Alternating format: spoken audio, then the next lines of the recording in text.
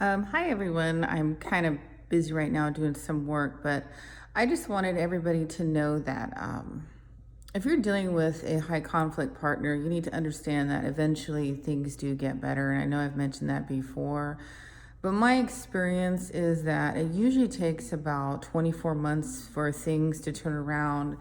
And the reason why I say that is even with the school district, so if you're dealing with somebody, um, say for example, if you have special needs kids and you have IEPs, or and once again I don't have any makeup on like usual because I'm moving things, and I don't believe in wearing all that, especially when you're sweating and you're moving stuff. It's gross. But anyways, back to the point. It's just when you're dealing with somebody, and it could be more than one people, so this is just in general.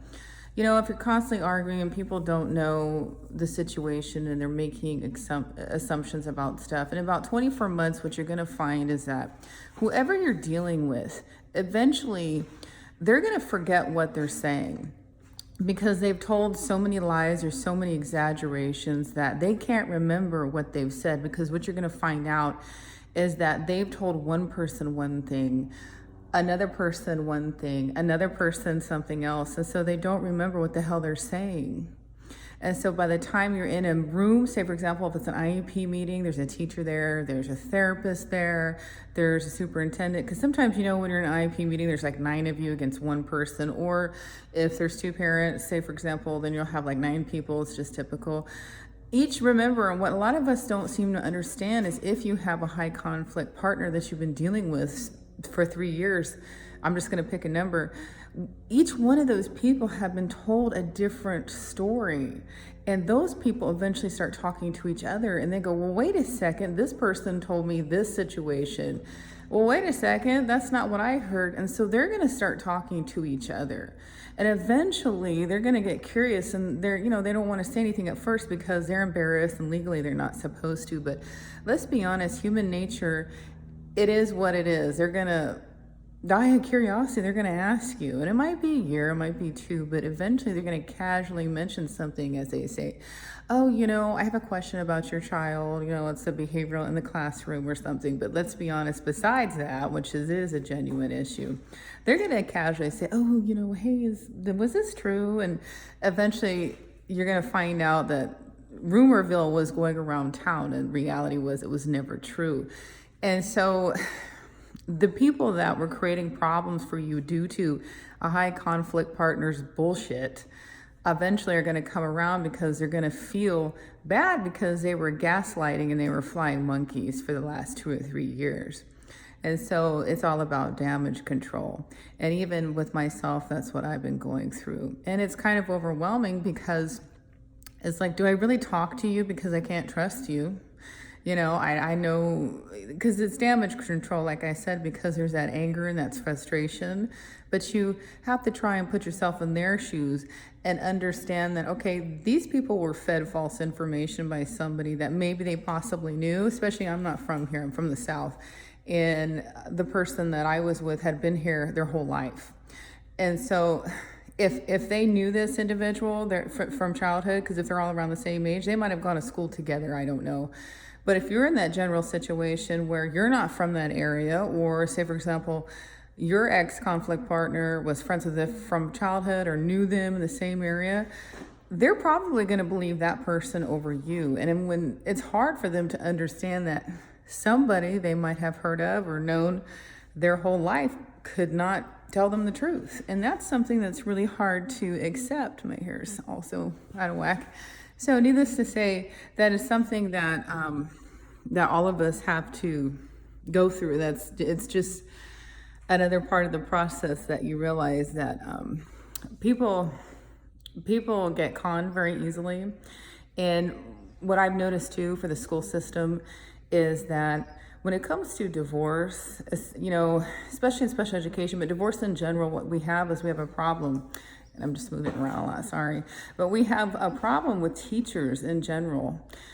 This is my personal opinion, but I've noticed it for other single parents, the men or women, that we have teachers that are getting involved in divorce and they're taking sides of parents. And let's be honest, it's none of their damn business. And if a teacher was getting a divorce and her behavior changed, maybe she's a little bit more angry, a little bit more frustrated, it wouldn't be any of my business as long as she was teaching math, science, English, social studies.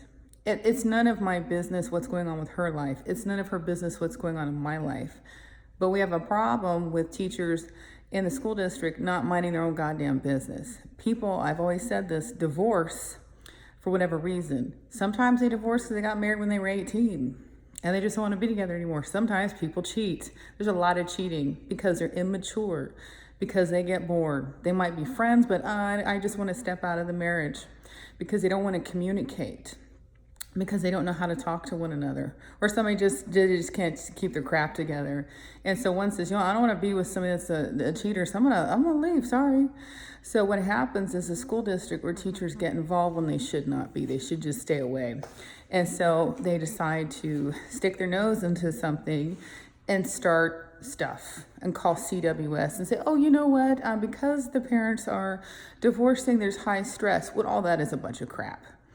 And maybe that teacher has nothing going on in his or her life. Reality, things are not what they used to be 10 years ago, 20 years ago, where teachers are supposed to teach math, science, social studies, and things like that. They need to go back and focus on what they're supposed to be doing. IEP should be focused on the subjects. Can they read? Can they write? We have a failing system. And you know why it is? My personal opinion is because people can't mind their goddamn business. They're not teaching the subjects. They're not focusing on the IEPs.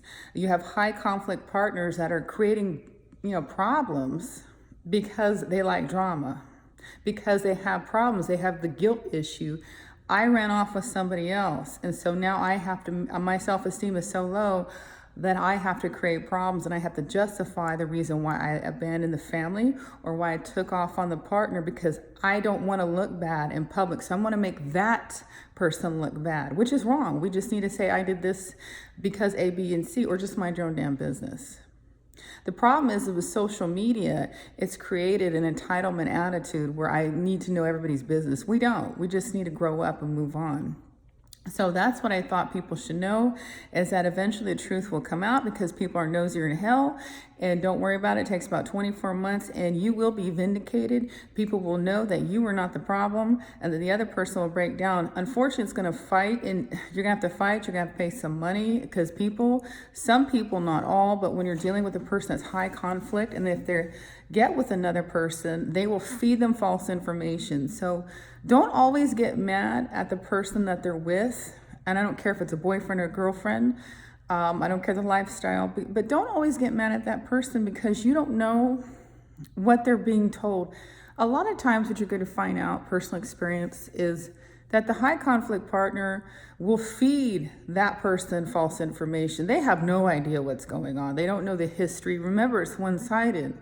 They haven't talked to you. They don't know the history. They only know a little bit. Hell, sometimes they might even not even know that they have kids. So the reality is that you need to understand there's two sides to every story, and in between lies the truth. So try not to hate or get angry, and it's really hard, the ex-conflict's partner, because you really don't know what the hell they've been told. Now, if they're a outright asshole, that's different. Now, if they've done things to you after a time and they haven't bothered to talk to you or ask you the situation, like I said, if they filed a false restraining order, you can prove it. Or if they come by your house or they talk crap about you, that's different. But remember, they don't know anything. So if they act strange, there's a reason why. It's because they don't know you, and they are being fed false information by the other person. So please try to be patient, and remember that people are not stupid in the community. Eventually they will understand. So just hang in there, and that's pretty much it. Okay, bye-bye.